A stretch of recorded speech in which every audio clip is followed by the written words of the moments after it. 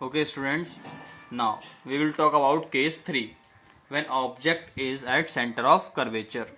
तो स्टूडेंट्स पहले की तरह हमने डायग्राम बनाया हुआ है, कॉनकेव मिरर बना लिया है। कॉनकेव मिरर का मिड पॉइंट पोल हो गया, फिर पोल से फोकस के बीच की उतनी लेंथ होगी जितनी फोकस से सेंटर ऑफ कर्वेचर की होगी। फिर अब की बार हमने क्या है, when object is at C, object को हमने कहाँ पे रखा हुआ है, सेंटर ऑफ कर्वेचर पे। ये जो है हमारा ये ऑब्जेक्ट है। अब ऑब्जेक्ट से हमने रे पासेस कराई है, 2 रे पास कराई है। रेज तो स्टूडेंट्स बहुत सारी निकलती हैं, लेकिन डायग्राम की क्लैरिटी के लिए हमने केवल 2 ही रेज का इस्तेमाल किया है। ऐसा नहीं है कि केवल कोई सी सोर्स से 2 ही रे निकलती हैं, ऐसा नहीं है। ये 2 रे हमने केवल डायग्राम की क्लैरिटी के लिए इस्तेमाल की गई हैं। अब आपको पता है जैसे रूल होता है, ये ए बी ऑब्जेक्ट है, यहाँ से प्रिंसिपल एक्सिस के पैरेलल पे रेज जाएगी तो वो फोकस से वापस हो जाएगी, फोकस से होते हुए जाएगी।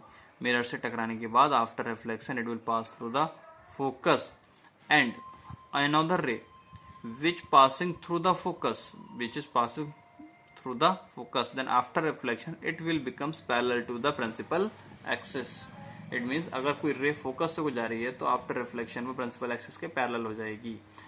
तो जब प्रिंसिपल एक्सिस के पैरेलल हो जाएगी तो हमारी रिफ्लेक्टेड रे कौन कौन सी हैं, एक तो ये रिफ्लेक्टेड रे है और एक ये रिफ्लेक्टेड रे है। तो ये दोनों कहाँ मिल रही हैं, यहाँ पे मिल रही हैं। तो अब हम क्या करेंगे, नेचर पोजीशन साइज के रिस्पेक्ट में हम क्या करेंगे, इसका डिस्क्रिप्शन बताएंगे। तो नेचर क्या हुआ, रियल एंड इन्वर्टेड, रियल में मिल रही है तो रियल हो गया। अब ऑब्जेक्ट है ऊपर की तरफ को, इमेज बननी है नीचे की तरफ को, तो हम क्या बोलेंगे, इन्वर्टेड है। पोजीशन क्या है इमेज की, इमेज बन कहाँ पे रही है, तो इमेज बन रही है सी पे। जैसे कि हम अगर ऊपर को जाएं, यहाँ पे प्रिंसिपल एक्सिस पे ज्वाइन करवाएं तो प्रिंसिपल एक्सिस पे कहाँ पे ज्वाइन हो रही है, सी पे।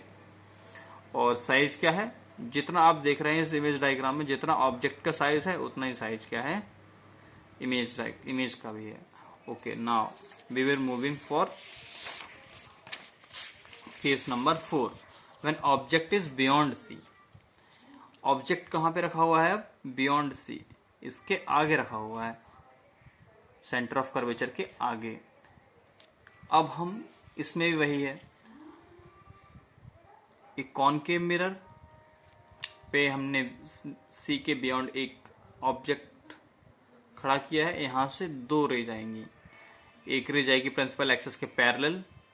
जब आपको पता है प्रिंसिपल एक्सिस के पैरेलल जाएगी तो after reflection it will pass through focus and another which is passing through center of curvature, then it will not divert from its path, it will retrace its path.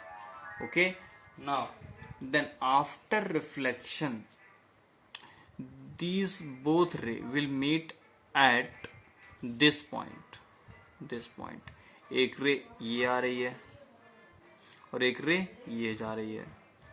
तो ये दोनों कहाँ मिल रही हैं, इस पॉइंट पे मिल रही हैं। तो इसका भी हम डिस्क्रिप्शन नेचर पोजीशन साइज के रिस्पेक्ट में देंगे। तो nature is real and inverted, real में मिल रही हैं और अपोजिट साइड में है।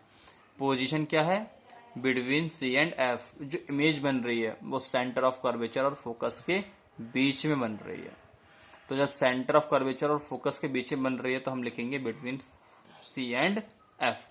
और साइज क्या है, स्मॉलर देन ऑब्जेक्ट। तो आप देख ही रहे हैं, ये तो है ऑब्जेक्ट का साइज और ये बन रहा है इमेज का साइज। तो इमेज का साइज क्या है, smaller than object. I hope you all will got it, these image diagram.